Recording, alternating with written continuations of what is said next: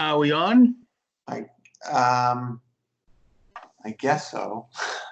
Okay. Uh, well, it's I think that I'm actually recording right now. yeah. Looks like I am. All right. Okay. Why don't we just roll with it? Chuck Moskowitz here. Mark Miller is my guest from the Pacific Legal Foundation. Mark, obviously, everyone in the country right now is dealing with the quarantine. We're being told by our state governments directly and by the federal government indirectly that we have to literally stay in place. And it's gotten to the point where people are being harassed if they're seen outside without a mask or without protection. There's a case in Kentucky where a man was pulled off of a bus because he didn't have a mask by about 8 non-masked police officers. We've had people being fined for being at a church service while they're in their cars, at a drive-in theater.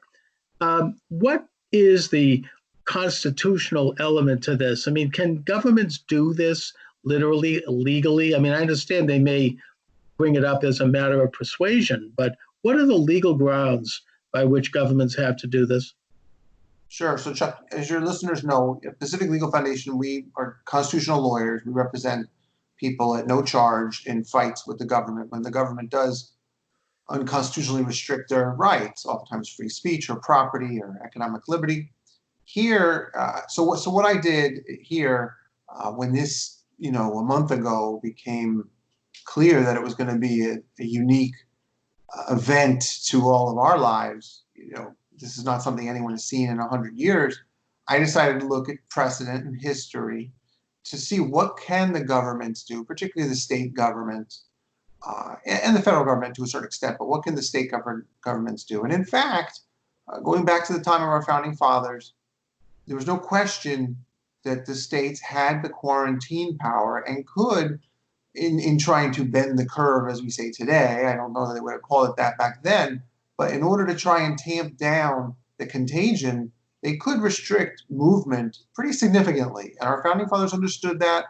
Chief Justice John Marshall wrote about that in a case called Gibbons versus Ogden. It wasn't directly about the quarantine power, but it's a seminal case everyone learns in law school about interstate travel on the navigable waters.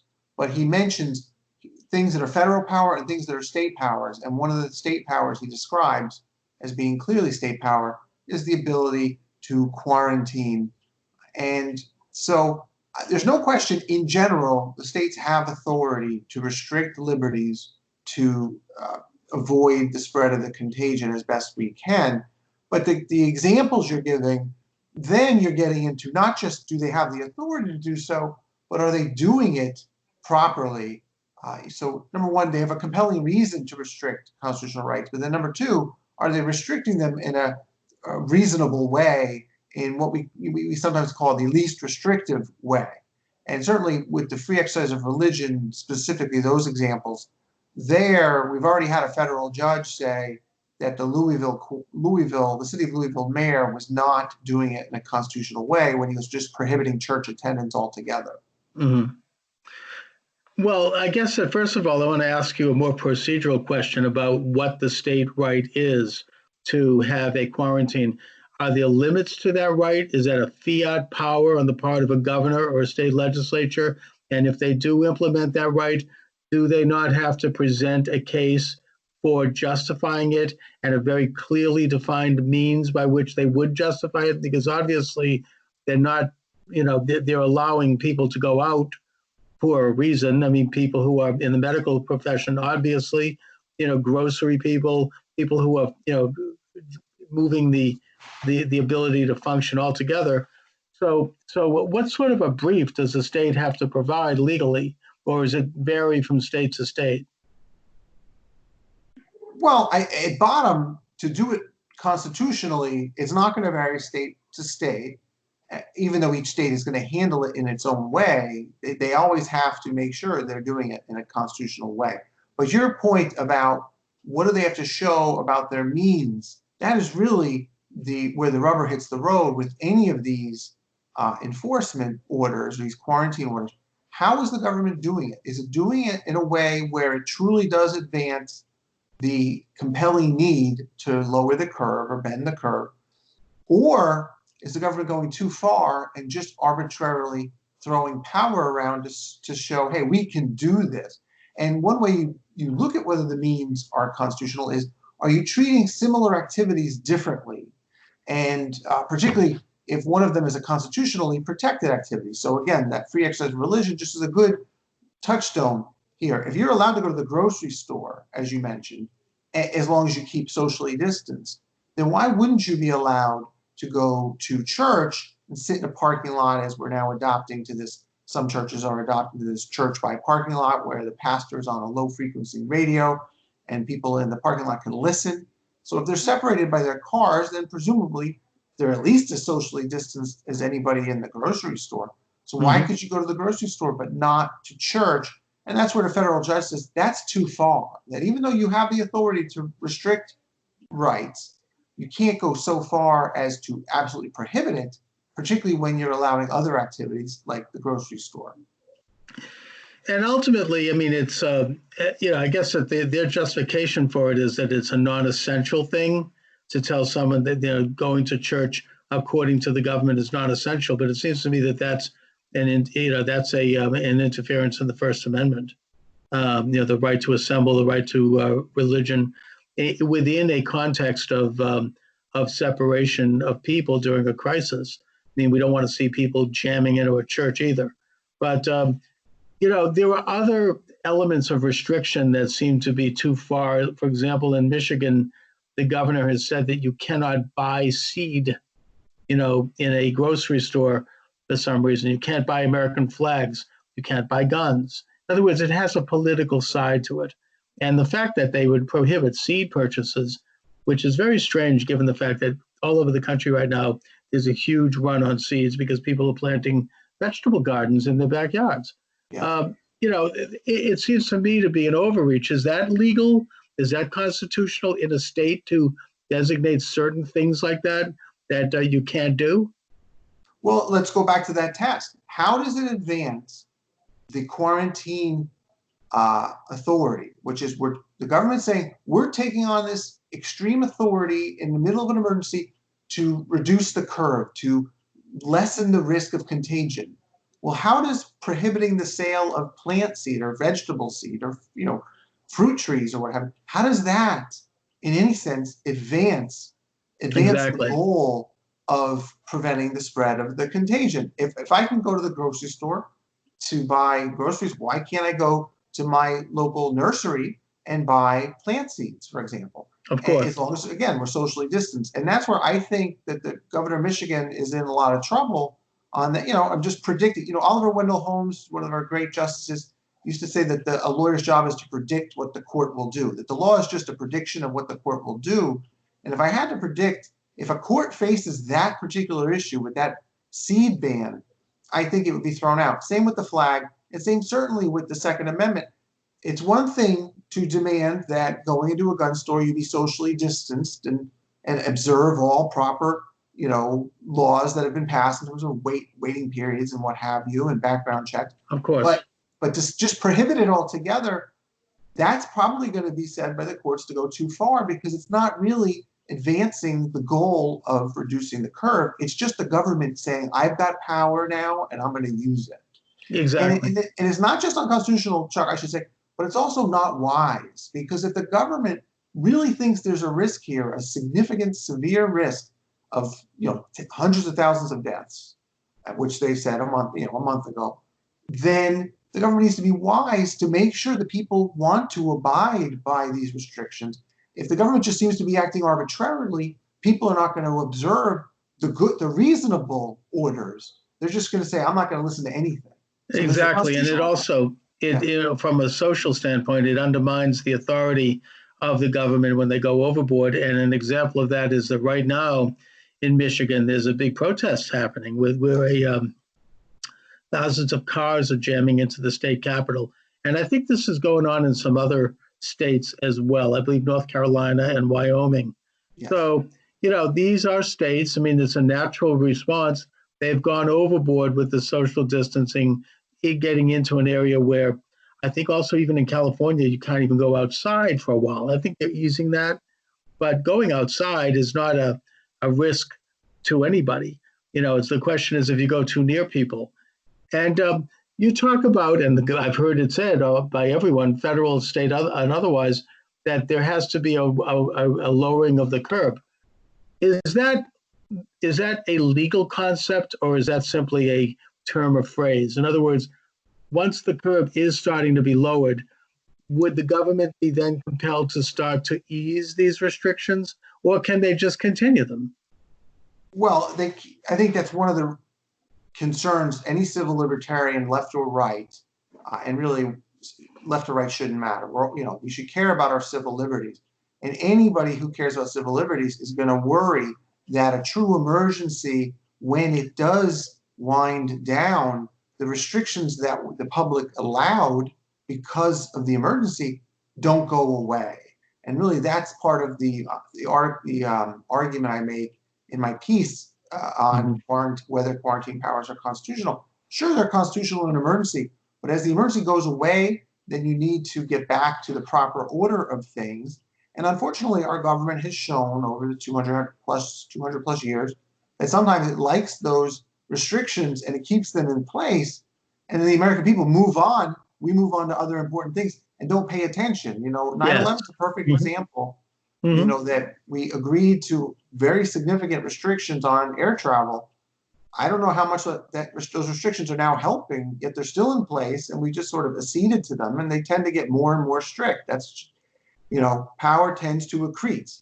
Those who want power. That's right. They don't want to release it. Absolute power increases absolutely, as Lord Acton I'm paraphrasing. But yes, I mean, to go back to the status quo ante is going to be a very, very perilous project, because all of this power has accrued to the hands of states and federal powers. What do you think? I mean, I'm asking you both as an attorney, but also just, citizen-wise. Do you think is the best means by which, in the status quo ante, once we achieve the downslope, we can then begin to reopen the country while at the same time making sure that we are still healthy and that we have a system in place? I think the way the president used the bully pulpit, he recognized, to his credit, that he didn't have some sort of national quarantine power. In fact, it's a little frightening to think about what that would have entailed. How could the president have enforced a national quarantine order? So I'm glad he recognized that, and his advisors. And so, turning it around, he can now use his bully pulpit to encourage the state governors who do have the power through the 10th Amendment, as our founding fathers saw it, to lighten up on the restrictions. And the Wall Street Journal wrote a great op-ed, just in general, that if you want to protect the public, use a light touch. Don't be going onto a bus or a train, whatever it was that you alluded to, with 8 officers who were not wearing masks to arrest one guy who was wearing a mask. And it sounded in that situation like there might have been 2 sides to the story, but at bottom, that use of force was kind of frightening. Yes. And in fact, that kind of gets at another issue, another point I want to make, which is because it's true in Michigan now with these protests, and Raleigh, you mentioned North Carolina. When our elected officials make bad decisions and overreach in terms of what they demand from us, and then we react, then it puts the police in an impossible position. And so here, that video, I think it was out of Philly, it made those officers look poor, made them look bad. But really, they're just trying to carry out orders that are not well thought out by their bosses. And so it's really the elected leaders who we have to expect more and demand more from. And one thing I will say, with the president being so sensitive, with his business background, to the fact that the economy is such an important thing, that the job losses are so extreme, that one would hope he will be able to convince through the bully pulpit the governors to start to lighten up as the pandemic does curve down, if you will.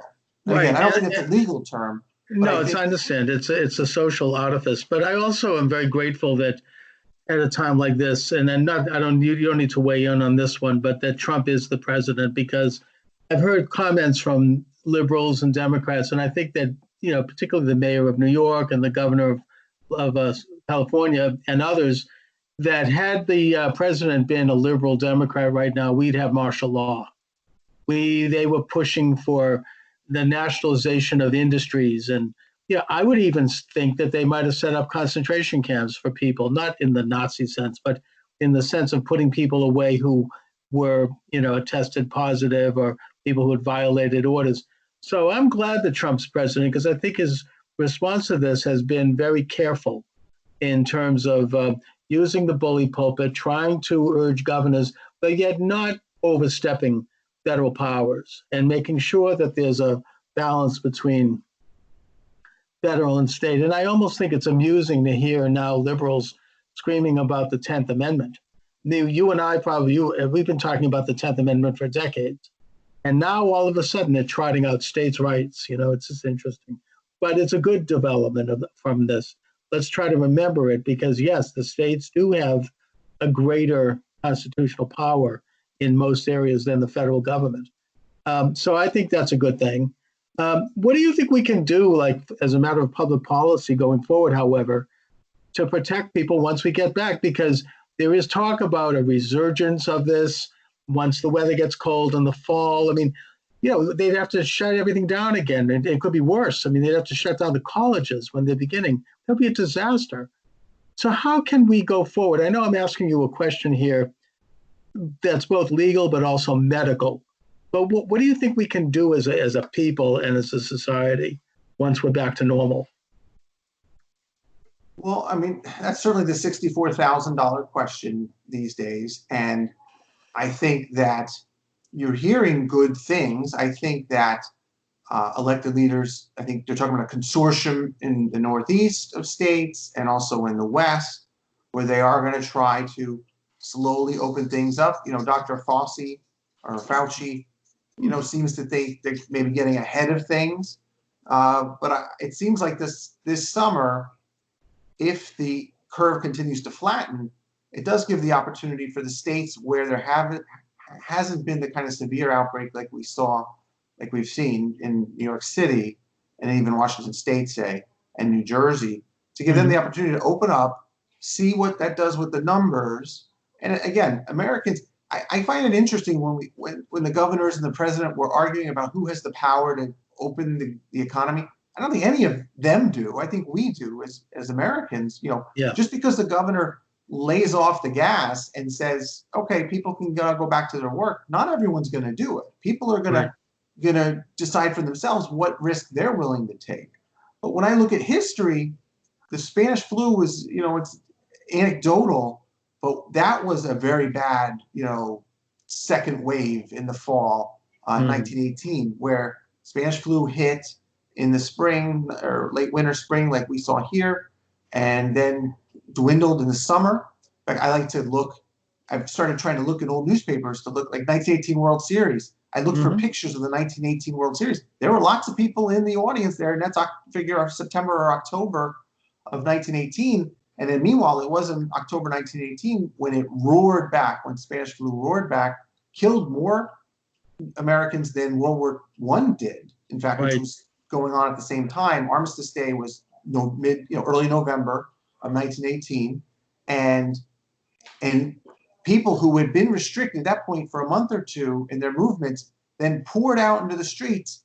And best I can tell, just coincidentally, the Spanish flu basically dried up at that point, thankfully so, because people had been pent up for so long dealing with the Spanish flu as well as the restrictions of being at war.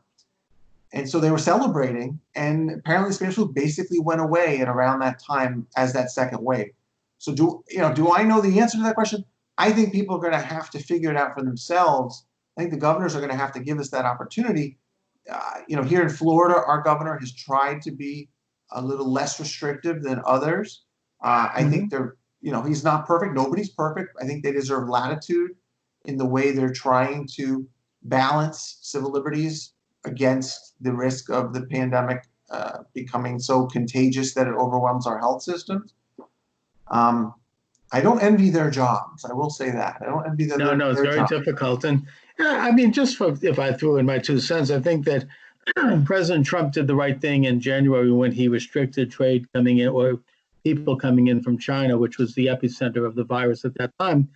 And I think that going forward, once things are back to normal, it would be reasonable to expect people to be at least have a temperature check or have a health check before they get on an airplane and at the airport of departure before they, so until they arrive into the United States, so that we can make sure that nothing is being imported back here. And if they do test positive, then they can either be denied entry or go into a 14-day isolation once they get here. And other measures like that, just to protect, around the edges. I mean, I think that maybe Gavin Newsom of California might be going a little too far by saying that everybody who goes into a restaurant has to have their temperature taken, and that the waiter is going to have to wear a mask and glove. However, I hope that there can be a means by which reasonable policies can be developed that do protect us and that prevent or at least reduce the likelihood of this big resurgence, but at the same time, get us back to functioning. Yes. Anyways, Mark Miller, I want to thank you for joining me this afternoon. Pacific Legal Foundation. Where can people reach the Pacific Legal Foundation? Where can they reach you? And do you have any information you'd like to impart? Sure. So, yeah, thanks so much. Pacific Legal Foundation, we're a nonprofit law firm. I'm sure your audience has heard my colleagues over the other times on your show. But we're a nonprofit law firm. You can find us at pacificlegal.org. We represent individuals and small business owners who are in disputes with the government, usually for property use, sometimes free speech, sometimes other rights. But the bottom line is when local, state, or federal government infringes somebody's constitutional rights, Pacific Legal will step up. And we don't charge our clients anything. We're a nonprofit. We work for free. And so if you have somebody who you think is in a dispute with the government over property rights particularly, or perhaps free speech, that they need legal help, don't hesitate to reach out to me at Pacific Legal, Mark Miller, right there. You just look me up, or any of the attorneys at PLF, and we'd be happy to help you. And Chuck, just thank you for what you're doing to, Thank you. Keep us connected. We may be physically distanced, but we're not really socially distanced. We can talk like we're doing now. Thank you. Thank you very much, Mark. Have a great afternoon. You Be too, safe. Chuck. Take care. Thank you.